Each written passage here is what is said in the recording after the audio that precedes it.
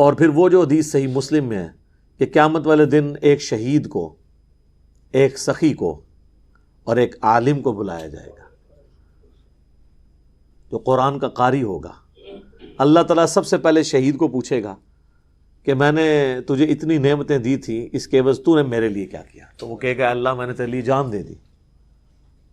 اللہ تعالیٰ فرمائے گا تو نے جان اس لیے دی تاکہ لوگ تجھے بہادر کہیں کہ بڑا بہادر تھا، اس نے بڑی بے جگری سے لڑا ہے، ٹھیک ہے جی، تو لوگوں نے تیری بڑی تعریف کر لی، اب میرے ہاں تیرے لیے کوئی اجر نہیں ہے۔ اسے اوندھا منہ کر کے، الٹا کر کے جہنم میں پھینک دیا جائے گا۔ اللہم اجرنا من النار۔ پھر اللہ سخی کو بلائے گا، ہاں بھائی تجھے اتنی دولت دی تھی، وہ کہے گا یا اللہ کوئی ایسی جگہ نہیں تھی کہ تیرا حکم ہو کہ اس راہ میں خرچ کیا جائے اور میں نے وہاں خرچ نہ کیا۔ آج کے دور میں آپ کہہ سکتے ہیں میرے لنگر خانے بھی چلتے تھے، مسجد کے وضو خانوں پہ میرے نام کی تختیاں لگی ہوئی تھی، ٹھیک ہے، نمازیوں سے پوچھ لے کہ میں نے کتنی دفعہ مسجد میں ایئر کنڈیشن لگوائے اور صفیں بچھائیں۔ اللہ فرمائے گا یہ سب کچھ اس لیے کیا کہ لوگ تجھے کہیں بڑا سخی ہے اور دنیا میں تیری تعریف ہو چکی، اب میرے ہاں تیرے لیے کچھ نہیں۔ اور حدیث کے الفاظ ہیں اسے گھسیٹ کے، اوندھا منہ گھسیٹتے ہوئے جہنم میں پھینکا جائے گا۔ پھر تیسرا آئے گا عالم، قاری، ٹھیک کہتے ہیں نا جی بڑے بڑے علماء کی خدمت۔ اللہ فرمائے گا ہاں بھی تو نے کیا کیا؟ کہا یا اللہ قرآن سیکھا تھا، سکھاتا رہا پوری زندگی۔ یہ کہتے ہیں نا جی پوری زندگی قال اللہ اور قال رسول، وہ بھی یہی کہے گا۔ اللہ فرمائے گا یہ اس لیے کیا کہ لوگ تجھے قاری کہیں، بڑا عالم کہیں۔ اور ہوتا ہے آپ دیکھیں ان کے اشتہارات میں اگر ان کے ساتھ پروٹوکول نہ لکھا ہو، یا نام چھوٹا رہ جائے، یا نمایاں جگہ سے تھوڑا دائیں یا بائیں ہو جائے، یہ جناب اتنے غصے میں آتے ہیں اشتہار پھاڑ دیتے ہیں، وہ کہتے ہیں نیا چھپوائیں، دعوت نامہ نیا چھپوائیں ورنہ میں نے آنا ہی نہیں ہے۔ تو اللہ تعالیٰ فرمائے گا دنیا میں تیری تعریف ہو گئی، اب میرے ہاں کوئی اجر نہیں، تو اجر لے چکا ہے، تو نے اسی کے لیے کیا تھا نا، اجر تجھے مل گیا۔ اسے بھی اوندھا منہ کر کے جہنم میں پھینک دیا جائے گا۔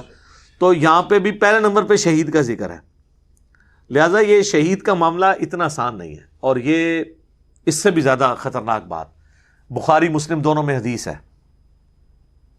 نبی علیہ السلام کا ایک غلام تھا مدعم، جو آپ کا سواری کا کجاوا کسا کرتا تھا۔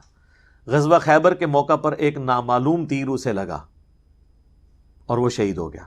صحابہ نے کہا کہ یہ سیدھا جنتی ہے، ظاہر ہے حضور کا خدمت گزار ہو، اس سے بڑی کیا سعادت ہو سکتی ہے۔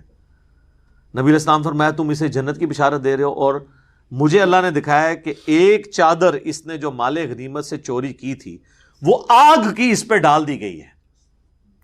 جب صحابہ نے یہ بات سنی تو کسی نے اگر ایک چھوٹی سی رسی بھی اٹھائی تھی نا، یہ سمجھ کے کہ مال غنیمت میں اس کی کیا اہمیت ہے، وہ اپنے گھر گیا اور وہ رسی بھی لا کے مال غنیمت میں واپس جمع کروائی۔